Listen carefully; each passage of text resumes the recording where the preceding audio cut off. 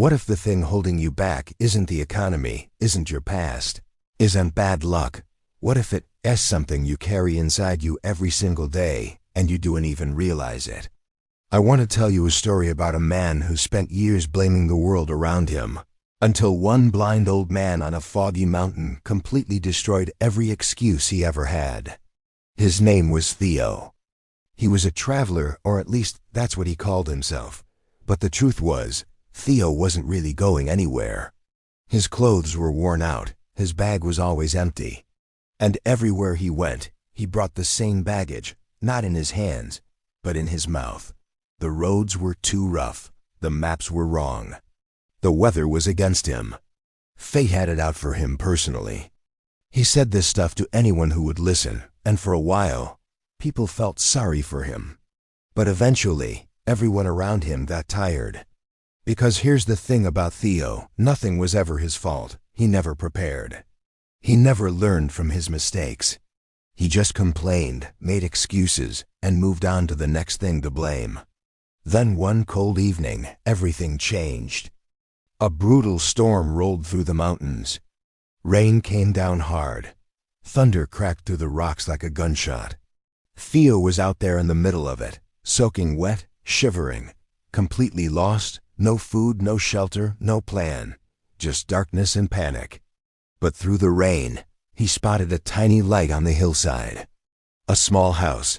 He ran to it and knocked on the door. An old man answered. His face was calm, almost unnaturally calm. "Come in, my friend," he said, like a storm wasn't raging right behind Theo's head. The old hermit gave him dry clothes and hot soup.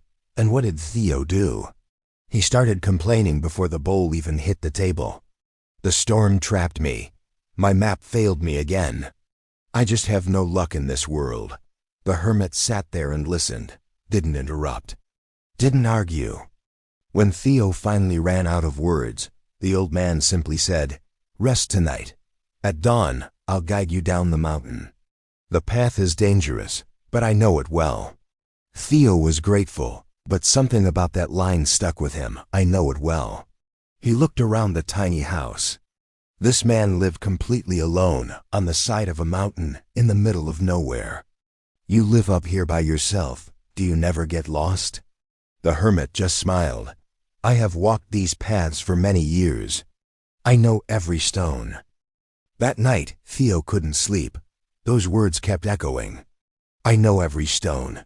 He thought about his life, his failures, the years he'd wasted. Something was shifting inside him, though he couldn't quite name it yet. At dawn, they started down the mountain, and it was brutal. Thick fog had rolled in overnight. Theo could barely see 3 feet in front of him. The path was narrow. On one side, a solid mountain wall. On the other side, a cliff that dropped into nothing. Theo's hands were shaking. "This is insane. We can't see anything. We need to go back." But the hermit just kept walking, steady, calm, confident, like the fog wasn't even there. "The fog will clear," he said. "Trust the path beneath your feet." For an hour, they moved through that mountain like that. Theo complaining every few minutes. The hermit moving like he had a GPS built into his bones. Then the hermit paused. He turned slightly toward Theo and asked something that cut straight to the bone. "Tell me, my friend, what holds you back more? The storm outside or the storm within?" Theo didn't get it. "What do you mean?" The hermit spoke quietly. "We all carry invisible chains. Some are made of fear. Some are made of blame. Some are made of the excuses we've been repeating so long, we think they're facts. And those chains, they weigh heavier than any real burden you'll ever face on any mountain." They kept walking. The path got even narrower. Theo's heart was hammering, but he couldn't stop watching the hermit. The man never hesitated, not once. His feet found every safe spot on those rocks like he'd memorized every single one. "How do you know the way this well?" Theo finally asked. The hermit's answer was short and simple. "I have no choice but to know it." 3 hours later, they broke through the fog and reached the valley below. Sunlight cracked through the clouds. Theo exhaled for what felt like the first time all morning. He was safe. He was alive. He turned to thank the old man, and that's when he saw it. Something he hadn't noticed before. The hermit's eyes. They were white. Clouded over completely. They didn't focus on anything. They didn't react to the sunlight. Theo's breath caught in his throat.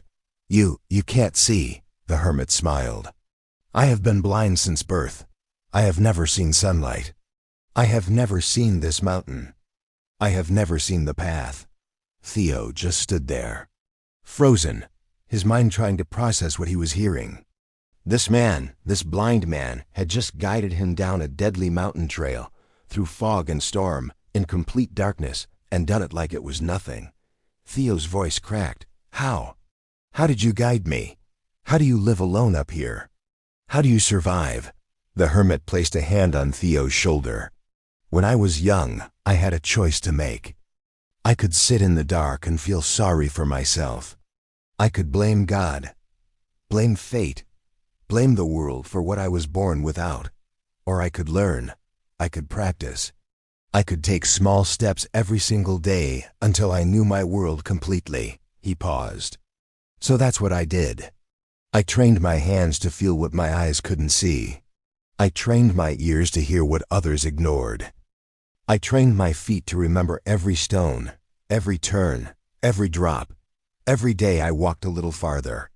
Every day I learned something new. My blindness became my teacher, not my prison." Tears hit Theo's eyes before he could stop them. Every excuse he'd ever made, every road he'd blamed, every map he'd cursed, every time he'd pointed a finger at fate, it all collapsed in that moment. It turned to dust. The hermit's voice was soft, but it landed like a hammer. "You have eyes that see, and yet you walk through life blind. You blame the path. You blame the map. You blame everything except the one person who actually has the power to change your story. The real blindness, my friend, it was never in your eyes. It was in your choices." The old man turned to leave. His walking stick tapped gently on the ground. "Take one small action today, then another tomorrow. And soon, you'll start seeing paths you never even noticed were there." And just like that, he walked back up the mountain, steady, confident, completely free. That moment cracked Theo wide open. He went back to his village a different man. The complaining stopped cold. The excuses dried up. In their place came something new, hunger. He studied maps obsessively. He prepared for every journey with discipline. He found experienced travelers and soaked up their knowledge like a sponge. When he made mistakes, and he made plenty, he wrote them down and figured out why. Weeks turned to months. Months turned to years. Slowly, steadily, Theo became someone people actually came to for guidance. He became a skilled explorer, someone who never lost his way. But no matter how far he traveled or how much he achieved, he never forgot the blind man on the mountain. The man who had never seen a single thing in his entire life, and yet saw more clearly than anyone Theo had ever met. Here's the truth that story keeps telling me, and I think it's telling you something too. Sometimes we're exactly like the old Theo. We complain about our circumstances. We blame our background, our timing, our luck. We tell ourselves the world is unfair and that we never had a real shot, and maybe some of that is even true. But the excuses, those are on us. They become the invisible chains we choose to keep wearing. Every day we blame, we stay stuck. Every day we make excuses, we stay small. And the crazy part? We have the key the whole time. What would happen if you stopped waiting for perfect conditions? What would happen if you put down the excuses, just for today, and took one real step forward? The path opens the moment you stop blaming it. Change starts the second you stop avoiding it. You have eyes that can see. Use them to find your next move. You have hands that can build. Use them. You have a mind that can grow. Feed it something worth growing on. Start with one small action today. Just one, then another tomorrow.